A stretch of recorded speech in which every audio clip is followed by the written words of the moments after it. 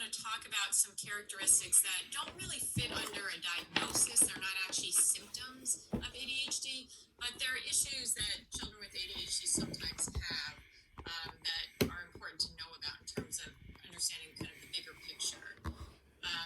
So one area that you do see deficits in is various aspects of executive function. And we're going to talk in more detail because some of the theories about the etiology of ADHD actually have to do with executive function. We've talked about this a little bit. These are essentially processes that underlie self-regulation. And so we can think about cognitive processes, things like working memory, how much information you can hold in memory, being able to manipulate things in your mind like mental arithmetic, having good judgment and being able to plan ahead. And then we can also think about language processes. So executive function would also involve things like not actually how sophisticated your language is, but more the way that you use language. So how you communicate, whether you are fluent verbally. We'll talk a little bit more later on about some of language differences in children with ADHD.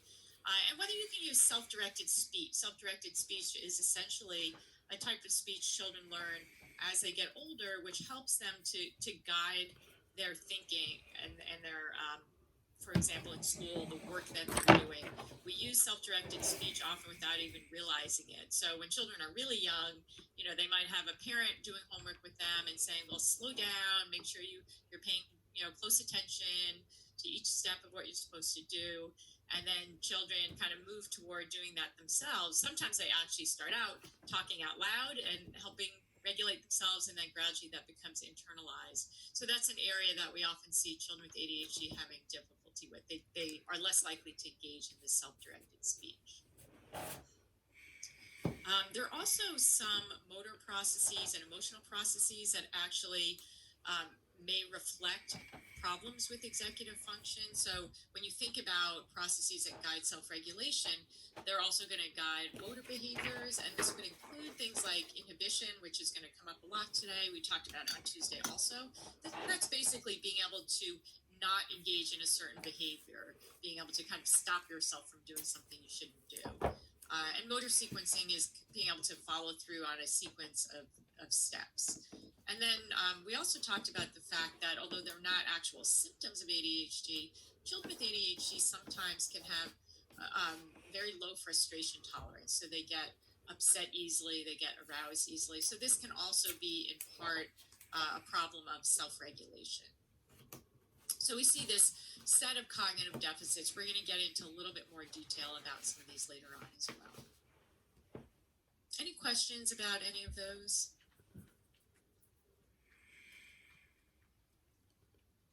Okay. In terms of, people often have the question, well, do children with ADHD have an average IQ? And most of them do. So most of them do not actually have what we might think of as intellectual deficits. For example, if they're taking an IQ test, most of them perform as you would expect. The average IQ comes out slightly lower in children with ADHD than without. But there's a big caveat there because taking an IQ test requires sustained attention and self-regulation and all those things that we know that ADHD children might have trouble with. And as we said, those troubles are really going to come out when you're doing structured tasks that require a lot of attention over a long period of time, which is exactly what these tests involve. And so most likely a lot of the difficulties that they have are going to be due to difficulty sustaining attention on the task. However, children with ADHD are more likely to have academic deficits, to not perform as well as you would expect them to perform relative to their ability. So there's often this gap between what an IQ test might tell you a child might be capable of and their actual performance. And again, some of that's likely related to attentional problems themselves, but there's also evidence for some specific learning disabilities. And learning disabilities and ADHD share in common neurological differences, so it makes sense that children with ADHD might sometimes have these specific learning disabilities as well. And so it's really important to be careful and not just say, oh, the reason that they're not learning to read when they should, or the reason they have difficulty with math is because they can't pay attention to it. It's also possible that there are other processing issues going on that need to be addressed as well.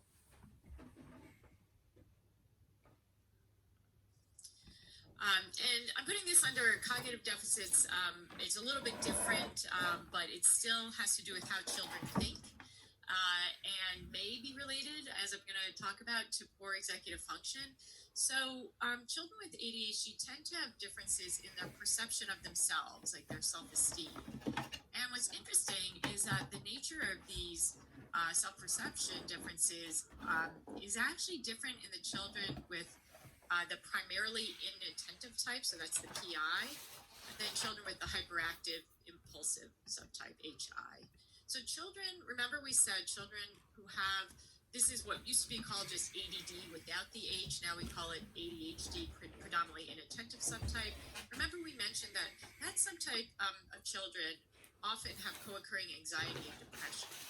And you do see lowered self-esteem, which is not surprising because this could be partly due to the anxiety and depression. It could also be due to the fact that these children are aware that they're not doing as well in school as they could be doing. They might be getting into trouble at school and at home about not doing their homework on time or not performing well. So it makes sense that they might have lower self-esteem. What's interesting is that the children who have the hyperactive impulsive subtype, and remember we said they're more likely to have co-occurring conduct problems, oftentimes these children actually have what we call a positive illusory bias, which is that they actually overestimate their competence. They often think that they're better at things than they really are. And when they have this positive bias about themselves, it actually predicts increases in conduct problems such as aggression over time. And we're gonna actually talk some more about this positivity bias when we talk about conduct problems next week. And we're going to see a video about this. But basically, the idea is that if you have a really high opinion of yourself, and possibly higher than you should, it actually can sometimes lead to a narcissism, or a sense that you're better than other people, which actually can predict more conduct problems and depression. However, it's possible that some people will say, well, do they really have positive self-esteem, high self-esteem, or is it just that maybe they feel so badly about themselves that they're kind of putting on this mask saying, oh, I'm terrific, I'm better than other people, but really it's to protect themselves from low self-esteem. That's possible. We don't really know exactly where it comes from. It's also possible that because they have these executive function difficulties, that perhaps they're just not very good at judging themselves. So, for example, they may, although as we'll talk about, they're often rejected in the peer group, they may not even be aware of what other kids think of them. They may not be able to identify the social cues that would give them feedback about what other kids think. And so we don't know exactly why they overestimate their competence. And I see somebody's asking, how do you treat for positive illusory bias without wrecking self-esteem? That's a really good question. And you obviously have to be really careful. A lot of cognitive behavioral therapy, which we'll talk about at the end of the semester, is about helping people to see situations realistically by using evidence. So let's say that you have a child who's rejected by their peers, but they present as though they have so many friends and everybody really loves them. So of course you don't go in and say, oh, actually that's not true, kids don't like you. You'd have to be really careful about that. But what you can do is start having them sort of gather evidence. Are there times when they notice that a child, who they want to play with doesn't want to play with them? Are there times when they feel like, they're left out? Sometimes children with ADHD might notice that they're being left out, but they blame the other kids. They think, oh, that's just because they're being nasty. It has nothing to do with me. And so you can start getting them to think about their lives realistically, start getting them to collect evidence for when they might be having difficulties. So a lot of the treatment of ADHD does involve cognitive therapy. Any other questions?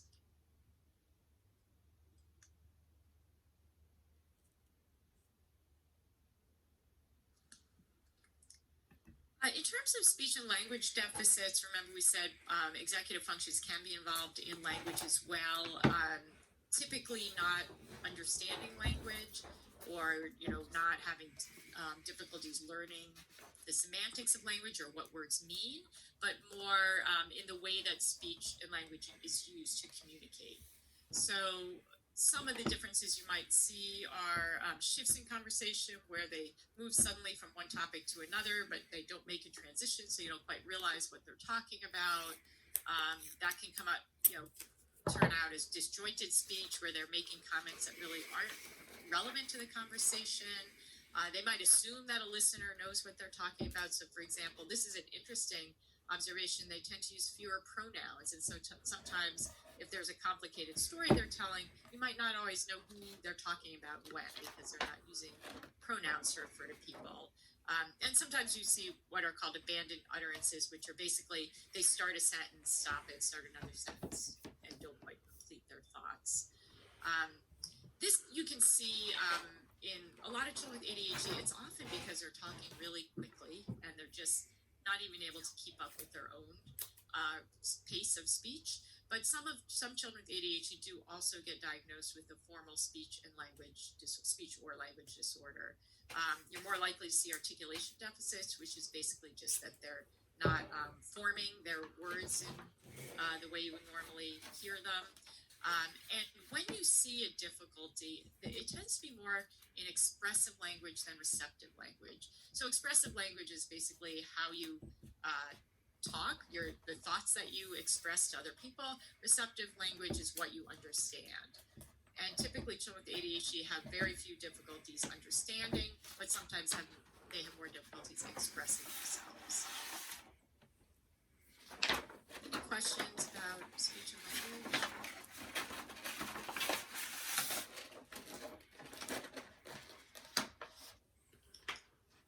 Okay, and then you do see several different types of medical and physical problems that can be associated with ADHD. Again, these aren't diagnostic symptoms. Not all children with ADHD show them, but you're more likely to see sleep disturbances. We'll talk a lot about arousal later on, and that's part of one of the main kind of theories about a core deficit has to do with arousal, and sleep would be involved with that. You do see these motor coordination problems. They tend to be more accident prone or clumsy. And again, there are differences in children with the primarily inattentive and the hyperactive impulsive subtype. Those who have co-occurring conduct disorder, the HI subtype, are more likely to engage in risky behaviors. And again, that we'll talk about that a little bit more when we talk about these arousal theories. You do see a higher use of substances, which again is more likely to be with the HI subtype. And there's actually reduced life expectancy, most likely due to some of the types of risky behaviors that we show.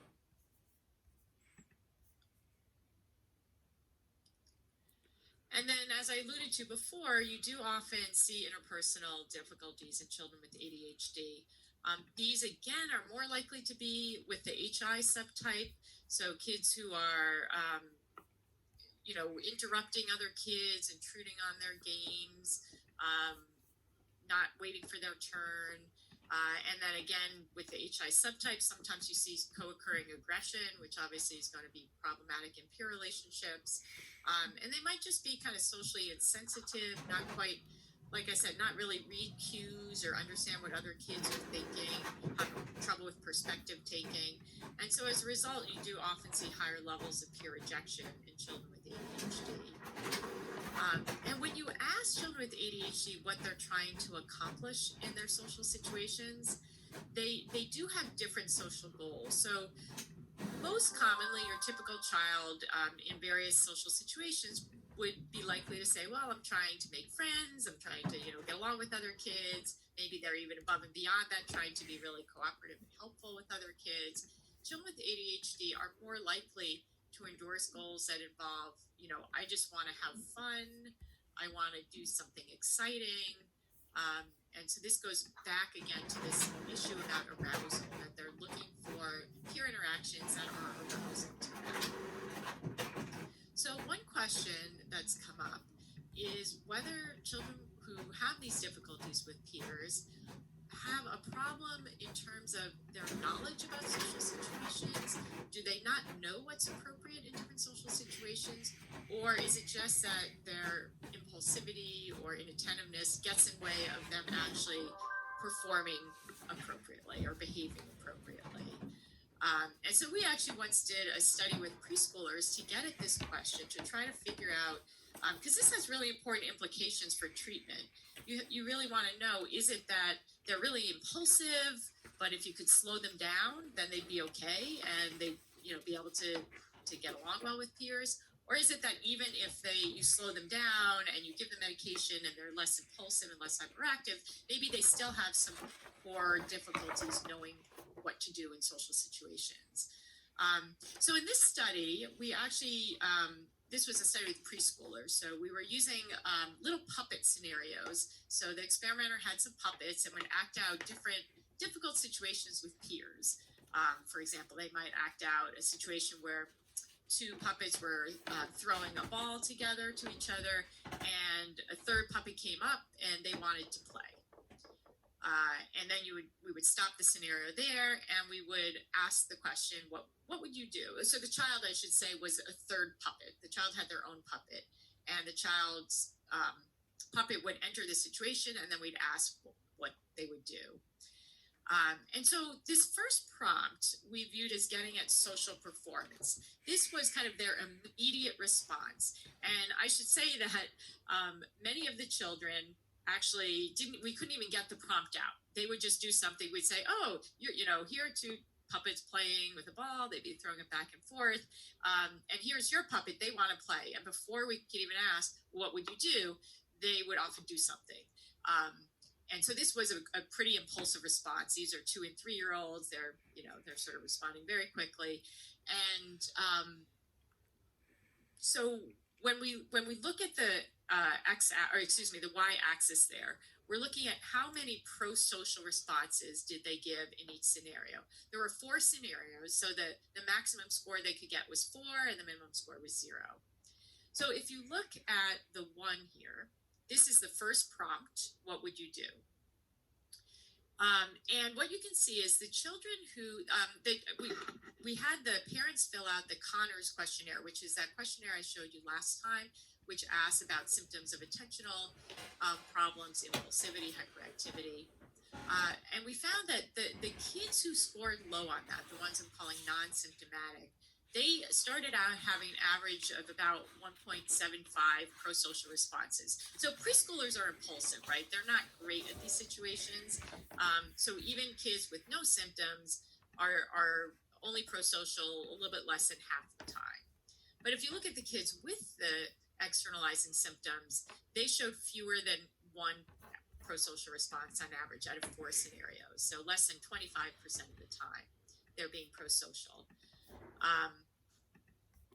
Then the prompts 2 through 5, so they would do something. No matter what they did, we would ask them, what is the nicest thing to do?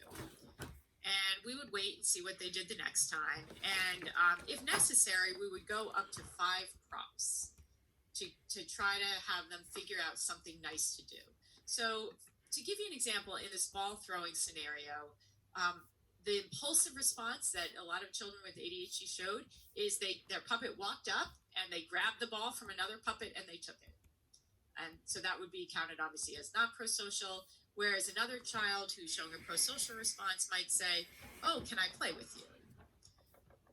So we were interested in whether children who impulsively grab the ball, for example, if you kept asking them what's the nicest thing to do, could they eventually get to something like, can I play with you?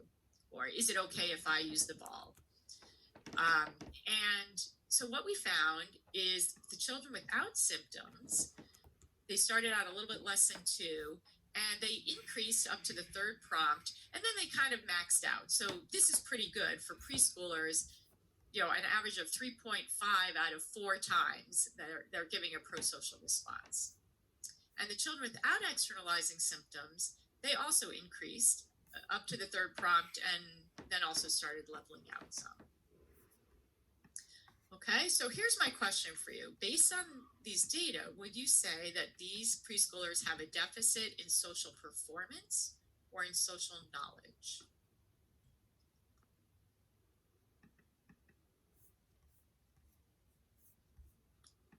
Okay, we have an answer in the chat, both. We have an answer knowledge, performance more than knowledge. Okay, we have a whole variety of answers. Great, so people have a different opinion. So who wants to defend their answer? Who wants to explain? Oh, go ahead. So I answered performance because, like, over time, as you kept asking, they increased their ability to do the prosocial behavior. So it shows that they know that that's the better option. They just have trouble inhibiting the response to go ahead and do what they want first. So then it would be deficit in performance and not knowledge. Okay, that makes sense. Anybody have another explanation? I think there's also a deficit in social knowledge because you can see that they like kind of learn more sociable, like things that are socially acceptable. So I feel like there's also a lack or a deficit in social knowledge as well. So you're saying they learn things that are more socially acceptable, but you think there's still a deficit in social knowledge even though they're learning. So why would you say there's still a deficit in social knowledge?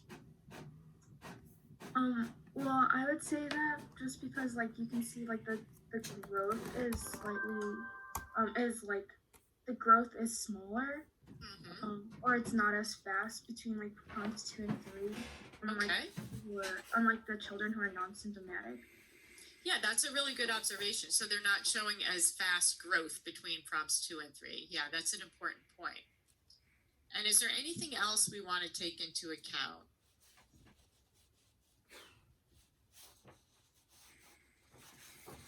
So we're looking at where they're starting out, we're looking at their growth rate, and what else do we want to take into account to figure out?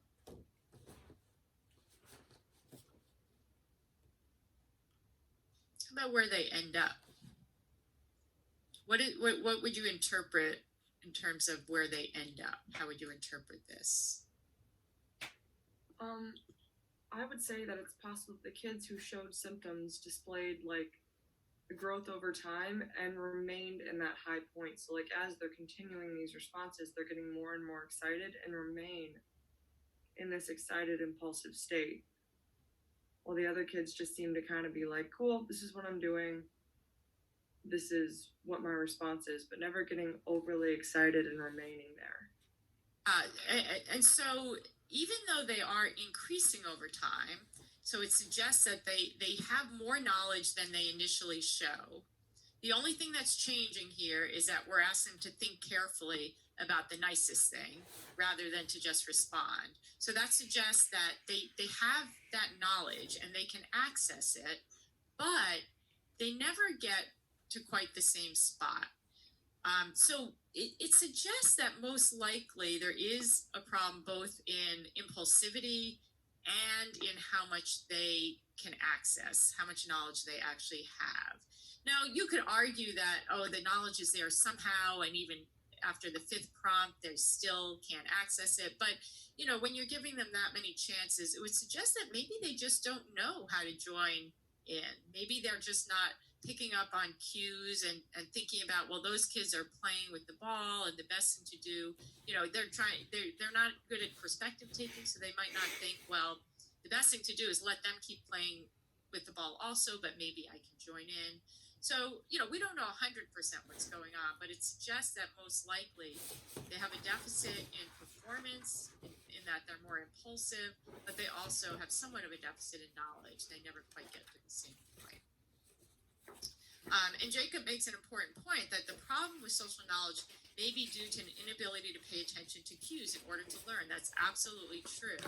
So it makes a lot of sense that that's one of the reasons they're not learning. Other kids learn to ask nicely and cooperate through a combination of ways. They might have parents who say, ask if you can play when they're little. So they might have parents who explicitly teach them, and some children may learn from that, some children may not learn from that. But children learn a lot just from observing other kids and watching what they do and watching the effect of their behavior on other people. So if they're having difficulty paying attention to cues of other kids, they kind of don't realize when other kids are annoyed at them, they might never learn those types of responses. Any questions about that study?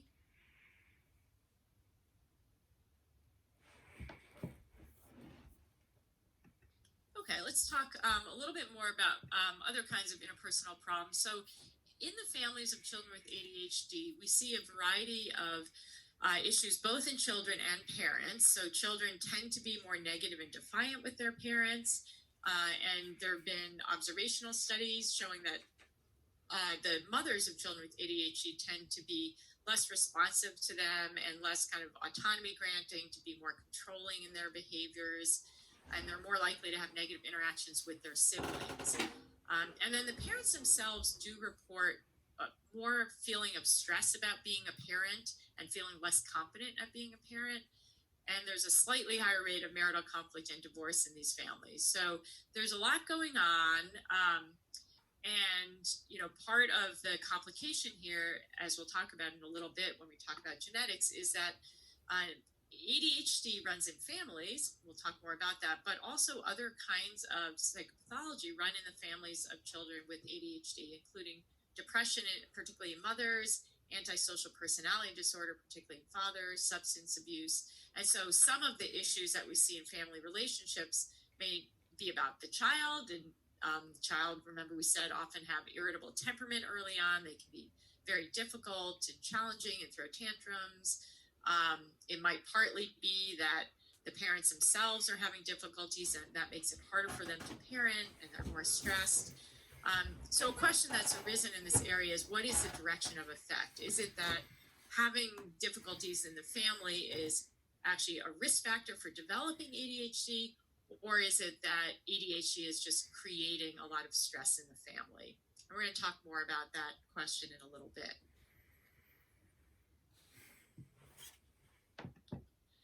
So some theories have been proposed which are kind of trying to get at what the core deficit is underlying ADHD. And these theories, I should say, although different people have proposed different theories, they're not mutually exclusive. So it's not that these kids either have arousal deficits or reward or motivation deficits. They can have more than one of these, but I'm going to just talk about each of the separate theories. So one set of theories focuses on the idea that children with ADHD are more sensitive to rewards and less sensitive to punishments. So they have difficulty performing when they're not getting a reward. And, you know, most of what kids do, for example, at school, they're not consistently getting rewards to sit at their desk and work. It's more that they get punishments when they don't do what they're supposed to do. And so this theory about reward or motivational deficits is that children are acting in ways that end up giving them some type of reward. And we'll talk more about that. We're going to talk about, somebody had asked on Tuesday about, are any of these issues related to low dopamine? And that is, in fact, one of the key aspects of this reward theory, is that there are disruptions in the reward pathways in the brain. And so I'm going to talk about that a bunch more in a little bit. Another set of theories focuses on arousal deficits. And these theories, as I often say, are somewhat counterintuitive. You would think that children with ADHD are over-aroused. They're, you know, talking very fast and all the time. They're moving around a lot. They're impulsive. It seems like they're overstimulated. And that's actually how, you know, a lot of lay people would describe a child with ADHD. Oh, they get overstimulated easily. But what's interesting is that arousal theories actually suggest that children with ADHD are physiologically under-aroused, and that their hyperactivity is basically an attempt to get to an optimal level of arousal. That, you know, physiologically we all need to be at a certain level of arousal, and if you're under-aroused, you're going to try to find ways to get yourself to a higher level of arousal. Some of that may be through engaging, for example, as I said, in risk-taking behaviors, which also then leads to thinking about these dopamine reward pathways that maybe because they're not getting enough reward from lower level types of behaviors, they need to do something that's more arousing to them. So that's how these theories can also work together. And then a set of theories also focuses on deficits in executive function, which we've talked about quite a bit. So again, this is not mutually exclusive. It's likely that children with ADHD have some differences in arousal level as well as cognitive functions, like the ones we've already talked about. Obviously, difficulty sustaining attention, inhibiting responses. If you remember the continuous performance task, where we said once they're sort of used to doing a behavior, it's hard for them to stop doing it. Or once a behavior comes to mind that they want to do, they don't kind of stop and think, is this a good thing to do in this situation? They just do it. And then finally, self-regulation deficits really involve all of these types of kind of bringing together thought and language and trying to direct behavior and arousal through thought and language. And so self-regulation deficits are basically not being able to use cognitive resources in order to regulate your emotions and behavior. So executive function, or EF stands for executive function, which are basically these set of cognitive processes that are involved in attention and memory, judgment, decision-making, planning. I'm just looking at Jacob's example. Oh, yeah.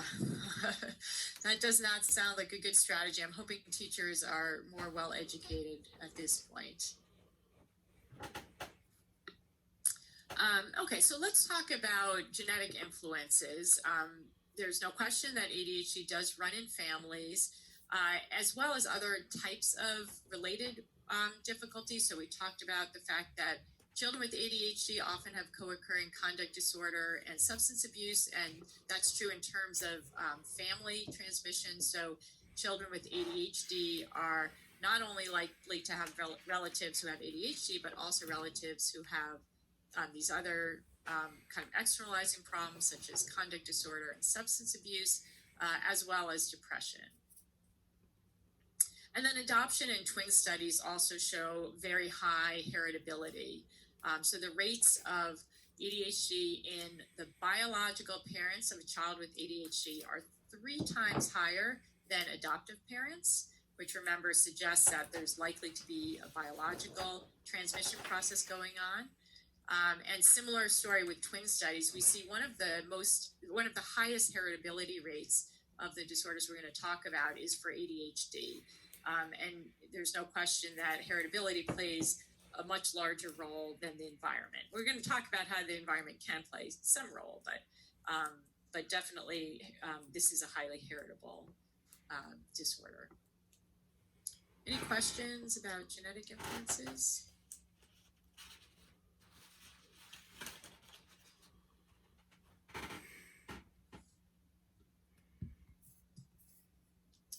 Okay, so remember here we're talking about behavioral genetic studies, and then we can think about molecular genetic studies where we actually go in and try to identify what genes in particular may be disrupted. So the vast majority of work in molecular genetics has involved, and ADHD has involved the dopamine system, not surprisingly. We've talked about the fact that children with ADHD seem to have low levels of dopamine. And we know that dopamine is involved in arousal and activity and reward seeking. And so there are identified abnormalities with genes that are associated with the dopamine system. And what's interesting, we never want to use medication effects to determine causes, but it is interesting that ADHD medications actually work on the dopamine system. Well, some of them do at least. So give you a quick neurobiology lesson or review if you've already, you've probably learned much of this, but if you remember, you have a presynaptic neuron, and there's going to be the synaptic vesicles that have different types of neurotransmitters in them. And then you have the synaptic cleft between different neurons, and then you have this dendrite from the postsynaptic neuron. And there are these receptors here on the postsynaptic neuron that are basically going to, the neurotransmitter is going to bind to these receptors, and then that will cause a certain action in the postsynaptic neuron. On the presynaptic neuron, you have these transporters, which are basically allowing, this is kind of a channel through which the neurotransmitter is released into the synaptic cleft. And so these ADHD medications, so usually what would happen is you'd have, say, dopamine in the synaptic vesicle. It would be transported through a channel into the synaptic cleft, and then it would bind to these receptors and have an effect on the postsynaptic neuron. But usually what happens is there's a bunch of neurotransmitter like dopamine that's released, and some of it is then taken back up by the presynaptic neuron. Some of it gets to the receptors and some of it gets taken back up. So it's not kind of left hanging around there. What the ADHD medications do is they block this reuptake of dopamine. So instead of the dopamine being taken back up into the presynaptic neuron, it's still going to be available in the synapse and eventually can bind to receptors. So basically, these ADHD medications are increasing the amount of dopamine that's available to act on the postsynaptic neuron. Does that make sense to everybody? Any questions there?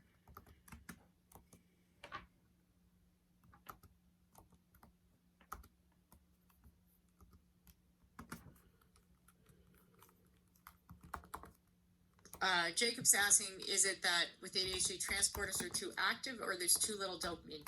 You know, we don't actually always know exactly what the cause is, and often it's multiple causes. That's a really good question. But it could be both of those. It could be that too much of the dopamine is being taken back up. It could be there's not enough dopamine to begin with. It could be that the receptors aren't active enough. There are a lot of different reasons why you might end up not having high enough dopamine levels.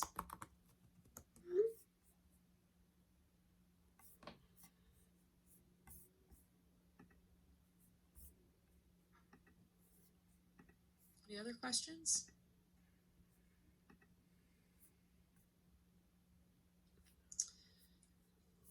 There are also studies that show a link between ADHD symptoms and the DRD4 gene, which is another dopamine receptor gene.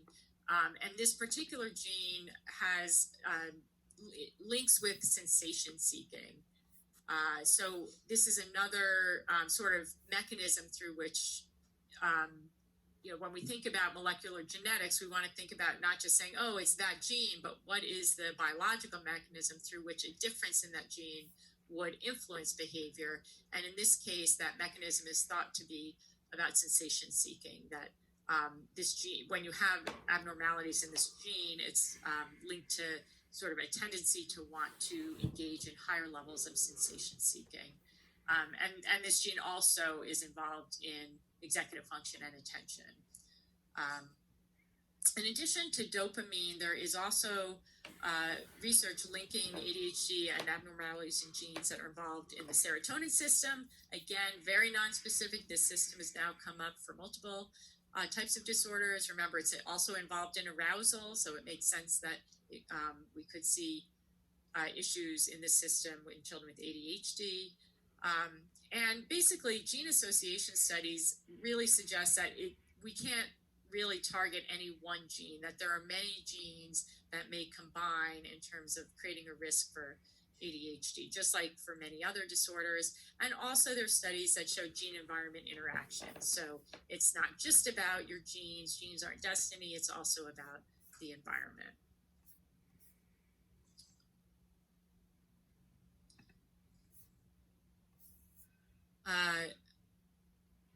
Anne is asking if it's possible for children to grow out of some of these symptoms. We talked about that a little bit on Tuesday, and we said that in general, the really disruptive symptoms like high levels of hyperactivity and impulsivity, often children do, you could call it grow out of that. Those symptoms might be manifesting more as kind of a sense of subjective restlessness, just kind of adolescents or adults feeling like it's hard for them to stay still, but they're now able to kind of use their resources to make sure that they don't jump out of their seat all the time. In general, attentional, if a child has true attentional symptoms that are associated with neurological differences in the way the brain works, it's rare for them to grow out of those, but they can learn strategies for dealing with them so that often as they go into adolescence and adulthood, they can cope better. And they just basically kind of learn strategies. They learn executive function skills, and it might take more from them. They might need to really, instead of just sitting down and say, okay, I'm going to do my homework now and just doing it, they might really have to put in more effort in order to attend to work or other tasks for a long period of time. So I would say typically you don't have a kid who just grows out of it and they're better, but they do learn how to cope with the different symptoms. Other questions?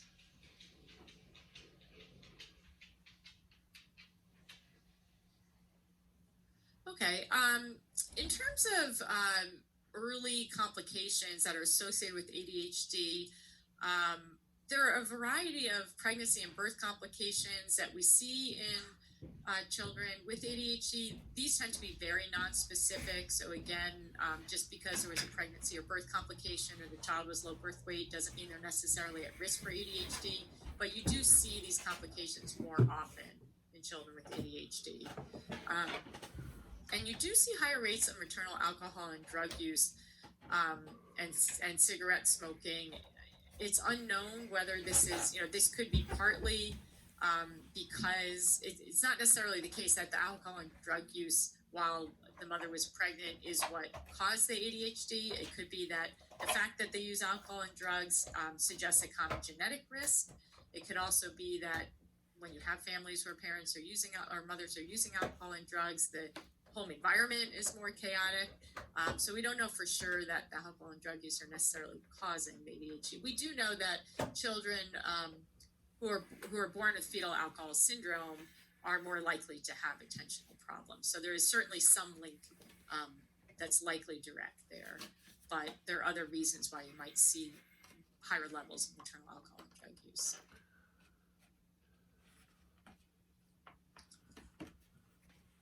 Any questions up to this point?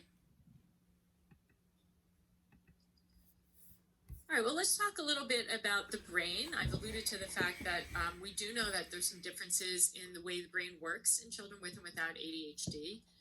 So one area that has been studied quite a bit because it matches up with these arousal theories is how the brain reacts to different stimuli and actually how even other aspects of the autonomic nervous system react, like heart rate.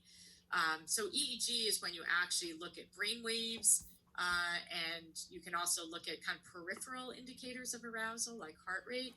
And what's been found pretty consistently is that children with ADHD do show physiological under-arousal. So this fits with this idea that they are physiologically under-aroused, and some of their behaviors may be in the interest of bringing themselves to an optimal level of arousal. If you look at brain activity while they're doing tests that require vigilance, like the the continuous performance tests that we talked about, you actually see that their brain is less responsive. So this also makes sense. It's harder for them to perform on these tasks because their brain is not responding as much. And a related way to look at activity in the brain is by using fMRI and looking at blood flow. And what you see is that there is less blood flow to the prefrontal regions of the brain. Who remembers what prefrontal regions of the brain are involved in? Decision making? Decision making, yep. What else? What's sort of a general term for the processes that prefrontal regions are involved in? Executive function? Exactly. Higher functions, complex thinking, right, executive functioning. So again, we said that they have executive function deficits, and it looks like that may in part be because they are having less activation in those prefrontal regions. There's also less activation in regions connecting to the limbic system. So remember, when we were talking about the Telzer study a little while back. We were talking about how and the Hare study as well. We were talking about how prefrontal regions kind of talk to the limbic system, and connections between, for example, the prefrontal cortex and the amygdala can determine whether or not individuals are inhibiting their emotions. And it looks as though the pathways that are connecting these regions that are more control regions and the emotional regions are not as active. Questions about any of those points?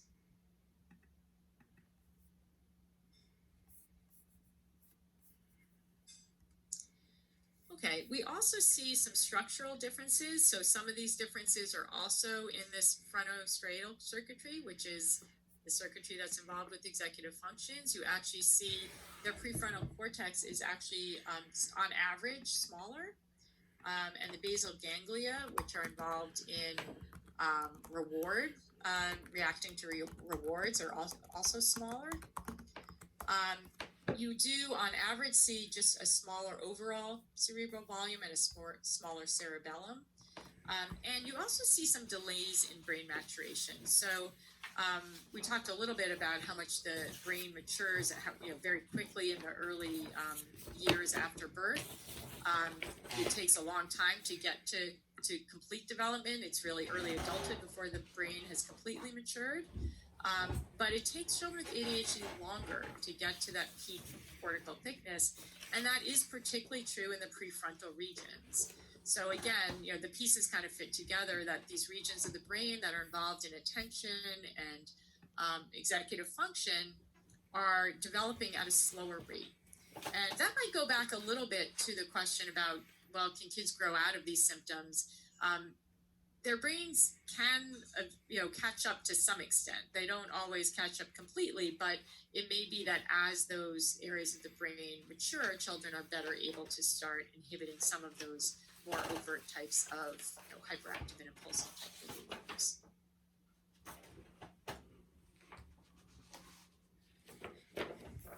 And I just want to briefly talk about environmental toxins because, there's always a lot of public press about various,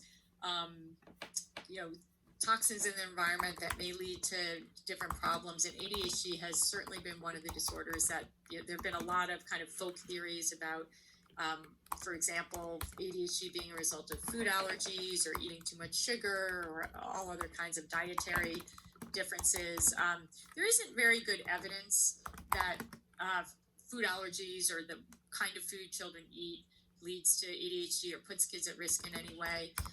But there is actually some more recent research looking at micronutrients, which are just a variety of different kinds of nutrients that kids get in food. And that actually, people are starting to think there might be something to some of these differences in micronutrients in kids with and without ADHD. So that's an area that is being studied right now to see whether or not there's a link. A lot of people probably heard about lead being a risk factor for ADHD, ingestion of lead, which led to lead being taken out of a lot of older buildings. There is a small association there. That's actually a real association. It's not really big, so it may be that if you have been exposed to lead and you have a bunch of other risk factors, you may be at higher risk.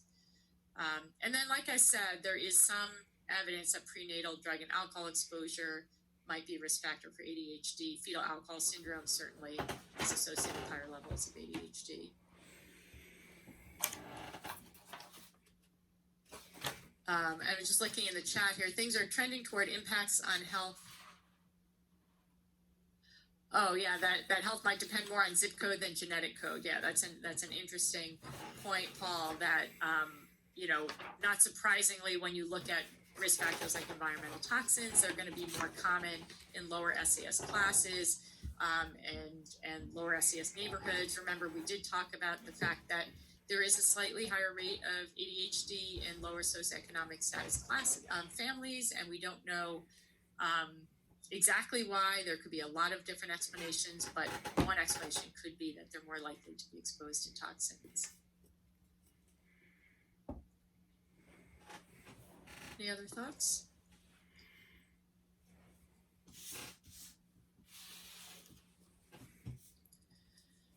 Okay, so the last area I want to talk about is family influences. So we talked a little bit about the fact that you see more of this negative and controlling behaviors in the parents of children with ADHD.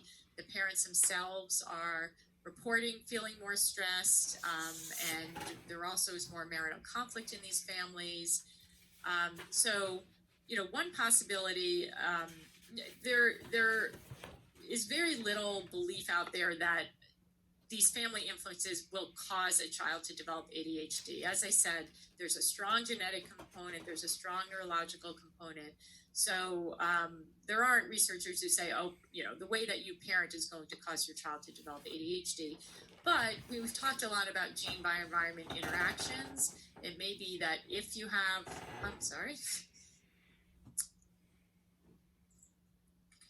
if you have a parent or if you have a child who has a genetic predisposition, and remember, parents, if they have a genetic predisposition, then parents have the same gene. And so you might have a parent gene by a child gene interaction. Parent genes also are going to interact with the environment that parents create. So if parents have a gene that causes them to have lower levels of self-regulatory skills, they may be more likely to parent in a hostile or critical way. So this is obviously really complicated, but there's really interesting research showing that it may depend, as we talk about the goodness of fit between a parent and child. If you have a child with a certain genetic predisposition, whether or not that gets translated into disorder may depend on the parent themselves, their own genetic liability, as well as the behaviors that they engage in. So, for example, there's an interesting study that shows that mothers with a particular variant of this dopamine transporter gene, remember we said that certain variants of this gene are associated with ADHD in kids. And interestingly, mothers who have a certain variant of that gene are more likely to be negative and controlling.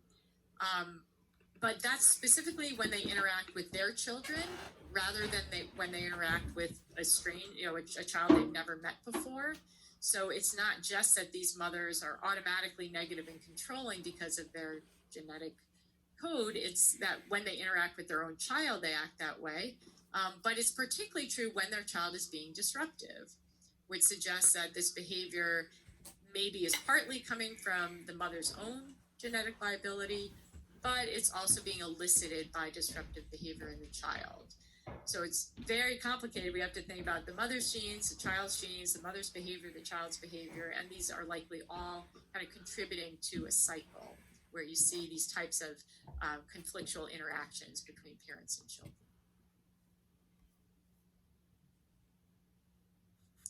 Any questions or thoughts about those ideas?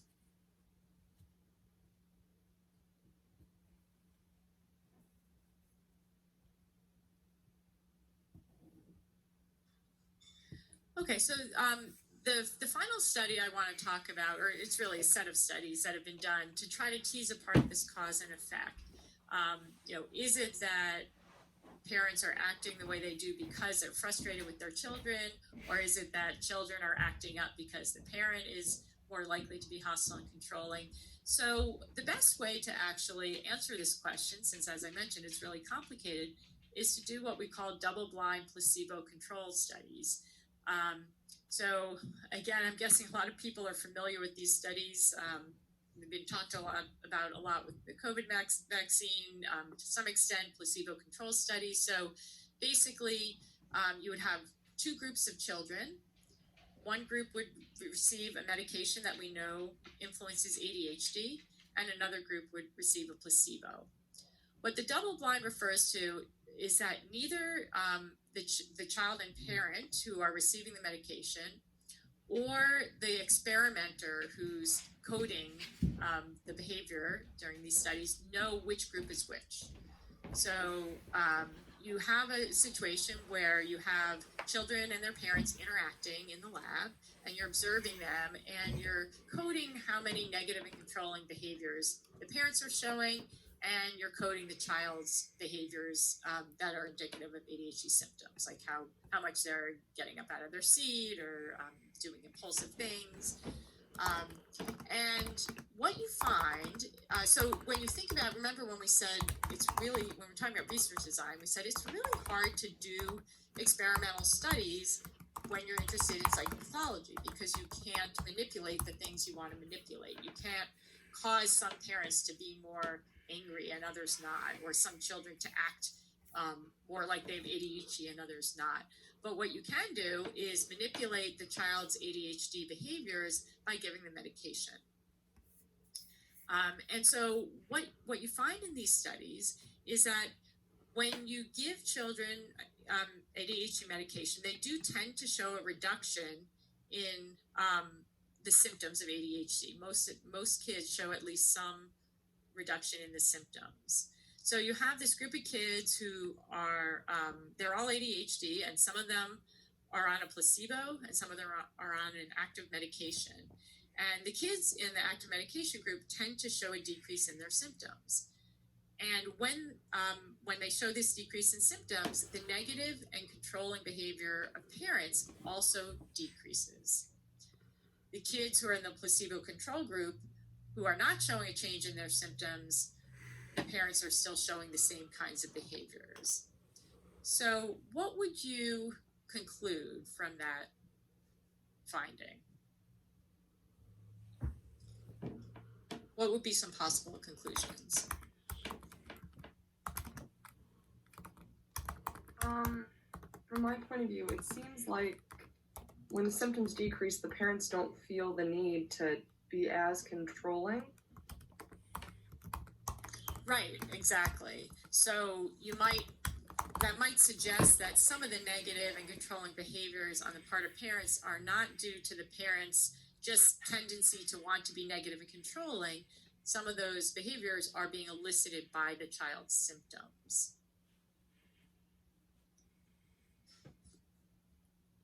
I'm just reading through the chat. I see there are a few questions here. So reciprocal relationships. Yeah, so it is likely that the child and parent are influencing each other to some extent.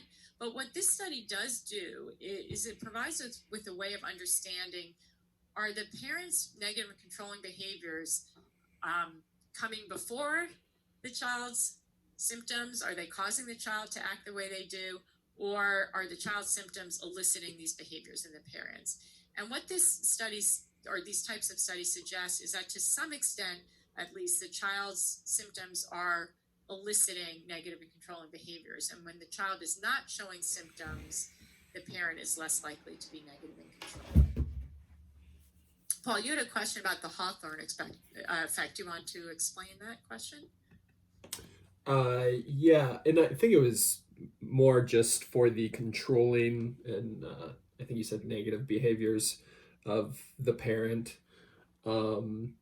Just that notion of like, so the Hawthorne effect came from, I think, like some factory, and they were trying to observe workers within the factory, and what they ended up finding out is that the workers effectively acted differently because they knew they were being observed. So whenever you have a sample size that is aware of the experiment, or that they're just simply being observed, if they alter their behavior because of that observation, that's the Hawthorne effect. Just because we know a lot of times within families that have children of ADHD, there's a tendency to teach children to mask behaviors. I was just wondering, like, is there a tendency for parents to also mask the responses, which could also be evident of the Hawthorne effect? Like, oh, okay, I'm being observed, I'll kind of rein things in. Yeah, I think that's a really important point when it comes to observational studies, particularly when you bring people into the lab and this is not their usual environment and they feel like they need to be on their best behavior. We even mentioned that children with ADHD often show the doctor's office effect, that when they come in to a strange situation, they might not even show as many symptoms. And there's no question that parents might have there might be some social desirability there. Like, I'm not going to yell and scream at my kid while I'm being observed. So that is an important point in general in any kinds of observations that we do. The reason that is unlikely to be a confound here is that the kids and parents are being randomly assigned to groups. So remember, we said one of the wonderful things about random assignment is that we can generally assume that the groups are equal in other ways, equivalent in other ways. And so if the Hawthorne effect were in effect, and it probably is, so probably parents are even more negative and controlling at home, but you would expect that effect to be similar in the group of kids who are receiving the medication and the ones who are receiving the placebo. So if you only see a reduction in behavior in the kids who are, the parents whose kids are on medication, and you only see that reduction when the kids' symptoms are decreasing with medication, then you could probably rule out the Hawthorne effect. Does that make sense? It does, thank you. Sure. And that's one of the reasons that we do experiments. We can draw stronger conclusions from experiments. So, I said earlier when we're talking about research design, a treatment study is one of our best ways to conduct an experiment in the area of development of psychopathology, because it's obviously a very ethical way to conduct an experiment.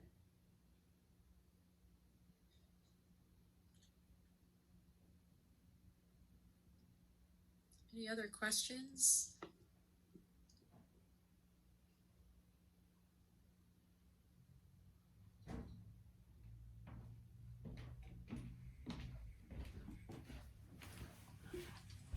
Questions about anything from the lecture today? Yes, I have a question about the first experiment we talked about social performance and social knowledge. Okay. So is the X paralyzing line, is that referring to children that have ADHD? Yeah, so the parents in this study filled out that Connors questionnaire, which is a brief measure of symptoms. Remember, we can't make a diagnosis of ADHD from a questionnaire, so that's why I'm not labeling them as ADHD, but they showed high levels of symptoms of ADHD. Okay.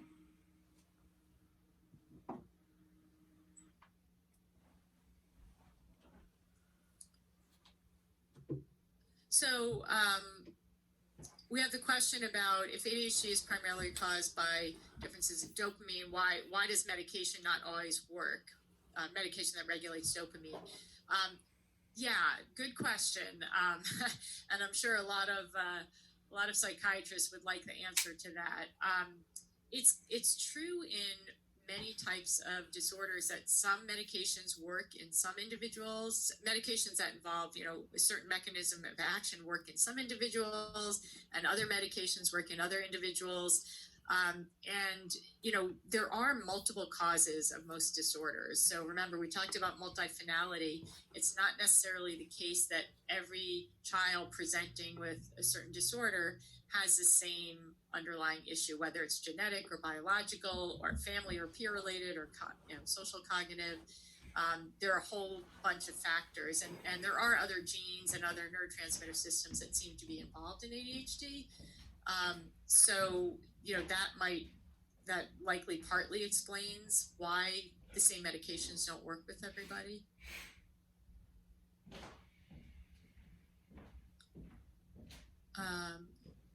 Let's see, how would you say cultural expectations of child rearing impacts the goodness of fit model? Yeah, that's a really interesting, complicated question.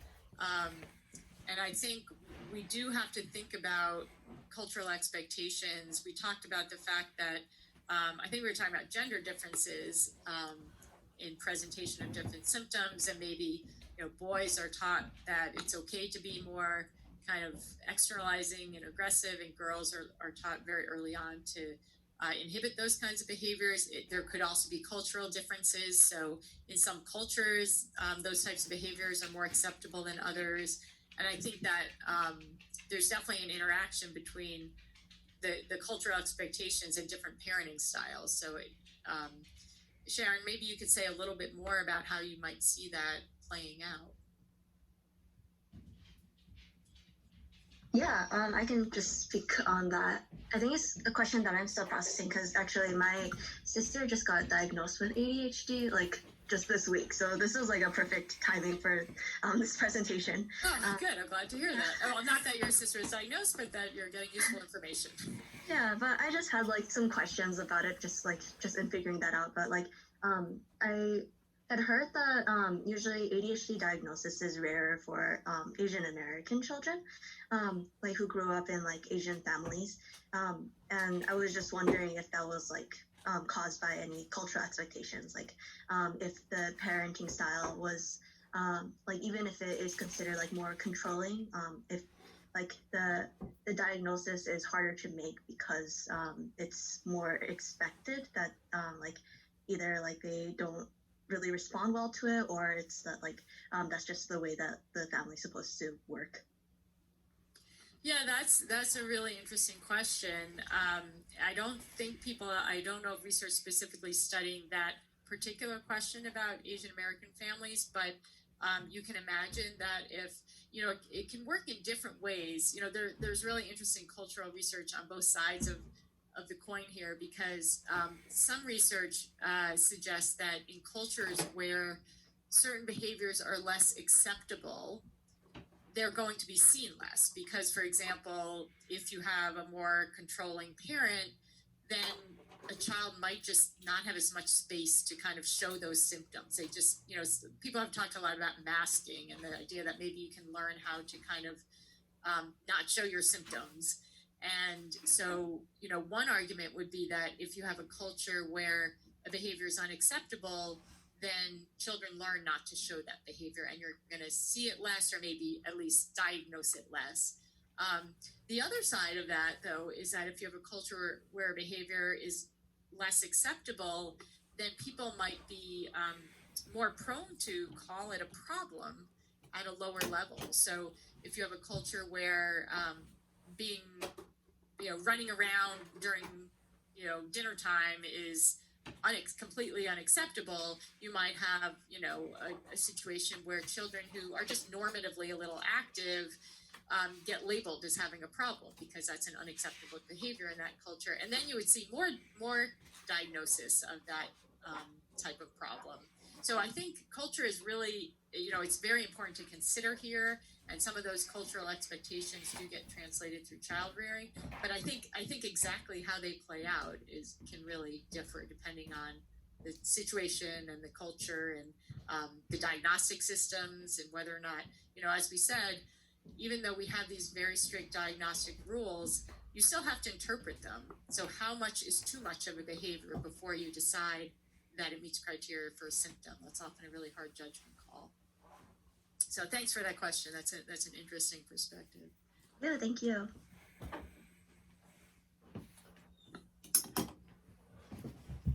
Any other questions or thoughts? I really appreciate all these questions you're bringing up. It's a lot more interesting, I think, to the whole class when we get to have a little bit of discussion rather than everybody just hearing me go on and on. So, if anybody has any other questions or thoughts, please bring them up.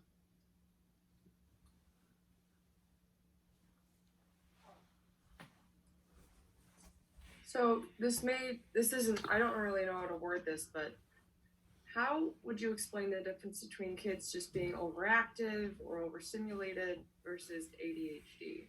Is that more kind of just like within the diagnosing of like in the DSM-5, or is there more of a direct difference?